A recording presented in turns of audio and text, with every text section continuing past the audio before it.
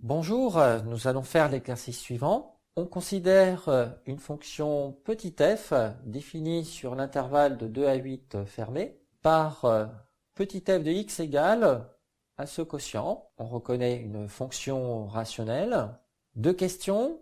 Première question, soit la fonction grand f définie toujours sur l'intervalle de 2 à 8 fermé par grand f de x égale moins x plus 10 facteur ln de x plus le quotient de 16 par x. Il faudra montrer que la fonction grand f est une primitive de la fonction petit f sur cet intervalle.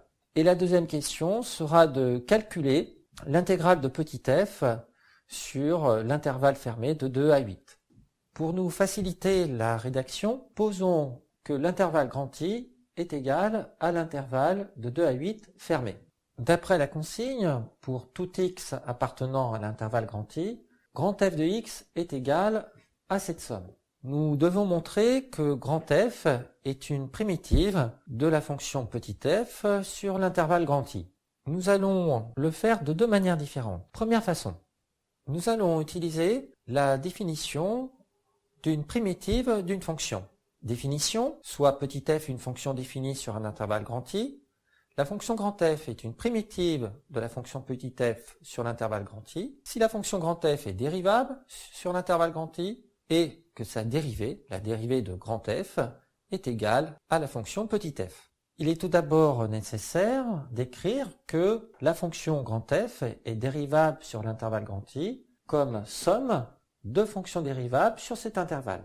En effet, si vous regardez l'expression algébrique grand f de x, nous avons des expressions algébriques de fonctions connues, la fonction qui à x associe moins x, qui est une fonction affine, ou encore linéaire, la fonction qui à x associe 10 facteur ln de x, nous savons que la fonction logarithme népérien est dérivable sur l'intervalle de 0 à plus infini ouvert, et enfin la fonction qui à x associe le quotient de 16 par x, sachant que le quotient de 16 par x est égal à 16 fois 1 sur x, et la fonction inverse, la fonction qui à x associe 1 sur x, est une fonction qui est dérivable sur l'ensemble des réels non nuls. Calculons maintenant la dérivée de grand f. Pour cela, nous pouvons préalablement avoir légèrement transformé une partie de l'expression algébrique de grand f. Ce que j'avais dit précédemment, le quotient de 16 par x, bien sûr, est égal à 16 fois l'inverse de x. Ainsi, en connaissant les dérivées des fonctions usuelles et la dérivée de la fonction logarithme népérien, vous pouvez écrire que pour tout x appartenant à l'intervalle grand I, grand f' de x est égal à moins 1 plus 10 fois l'inverse de x, car la dérivée du logarithme népérien est la fonction inverse, sur l'intervalle de 0 à plus infini ouvert, plus 16 fois l'opposé de l'inverse du carré de x. Nous allons maintenant transformer cette écriture pour arriver à l'expression algébrique de la fonction petit f. Nous pouvons écrire que 10 fois 1 sur x est égal au quotient de 10 par x. Ce produit est égal à moins 16 sur le carré de x. Nous allons maintenant mettre au même dénominateur ces trois écritures. Le dénominateur commun va être le carré de x.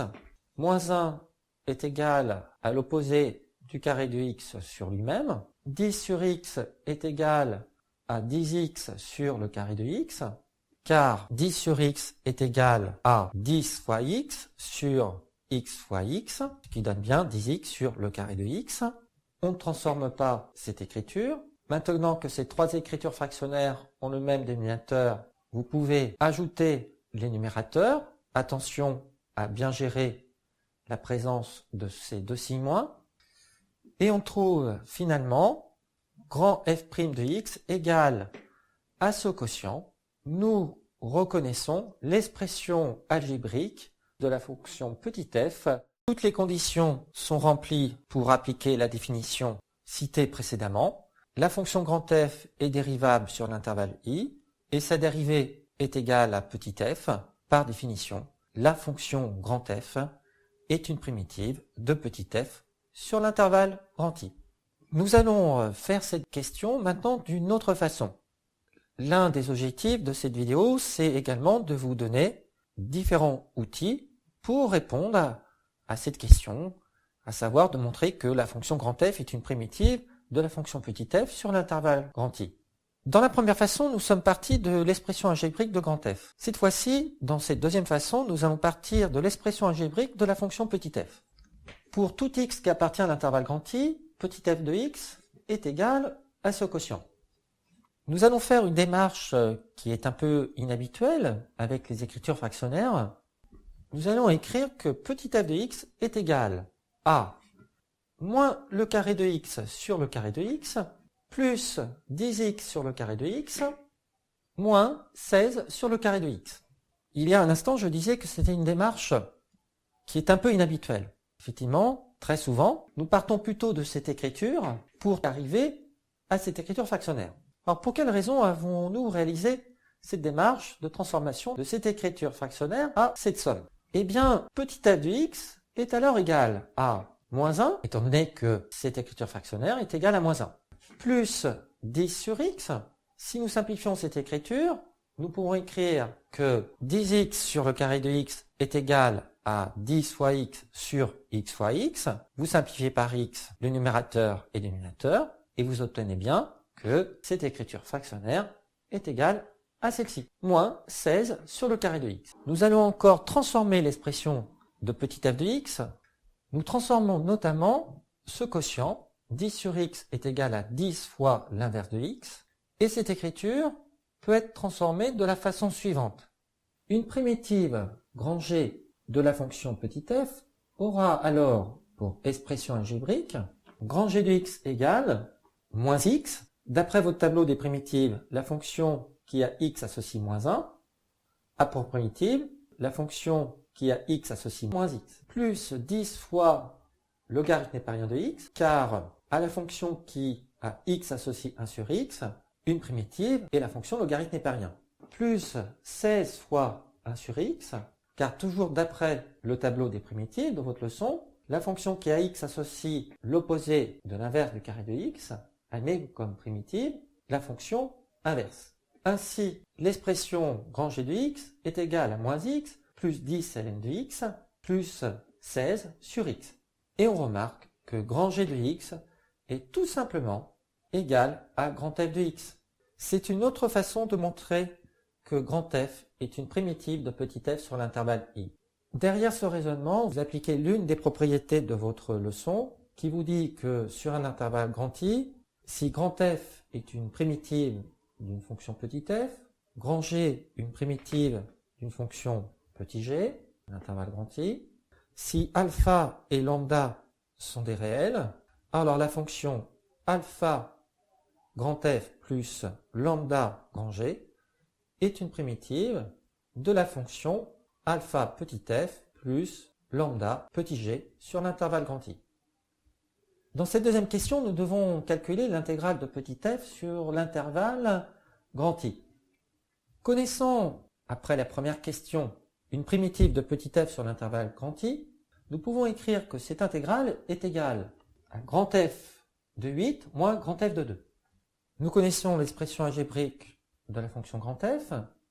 Avant de calculer cette différence, nous pouvons tout d'abord calculer séparément grand F de 8 et grand F de 2, ce qui peut éviter d'avoir une ligne de calcul un tout petit peu longue. Pour calculer grand F de 2, nous remplaçons x par 2 dans cette expression algébrique. Ainsi, grand F de 2 est égal à moins 2 plus 10 facteur logarithme néparien de 2 plus 16 sur 2. 16 sur 2 est égal à 8. Ainsi, grand F de 2 est égal à 6 plus 10 facteur logarithme néparien de 2. Calculons grand F de 8. Grand F de 8 est égal à moins 8 plus 10 facteur logarithme néparien de 8 plus 16 sur 8. 16 sur 8 étant égal à 2. Ainsi, grand F de 8 est égal à moins 6 plus 10 facteur logarithme néparien de 8. Après avoir fait ces deux calculs, vous pouvez vous engager à faire le calcul de cette différence. Mais vous pouvez préalablement modifier l'écriture du logarithme népérien de 8. C'est d'autant plus intéressant que nous avons ici logarithme népérien de 2. Nous sommes déjà en fait en train d'anticiper une simplification du calcul de la différence.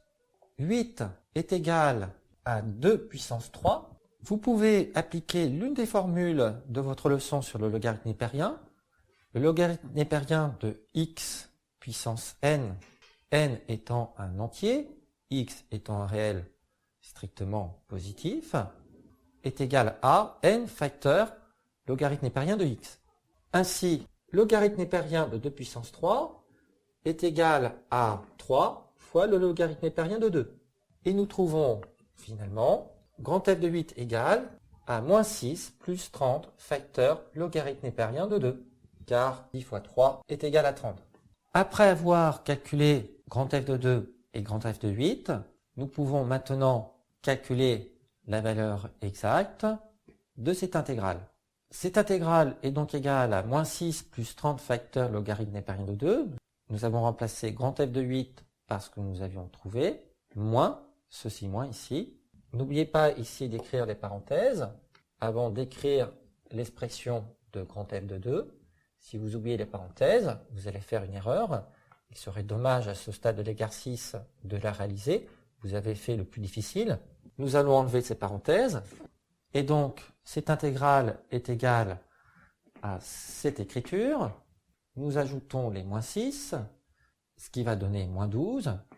Nous ajoutons 30 logarithme népérien de 2 à moins 10 facteur logarithme népérien de 2, ce qui donne 20 facteur logarithme népérien de 2. Nous venons de trouver la valeur exacte de cette intégrale, de l'intégrale de petit f sur l'intervalle grand I.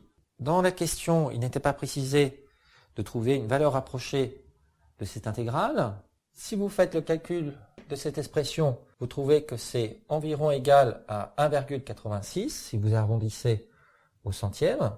Faire ce petit calcul peut avoir un côté rassurant si vous êtes dans le cadre d'un contrôle, car si vous utilisez votre calculatrice pour calculer cette intégrale, elle va vous confirmer que cette intégrale est environ égale à 1,86. Voilà, la vidéo est terminée.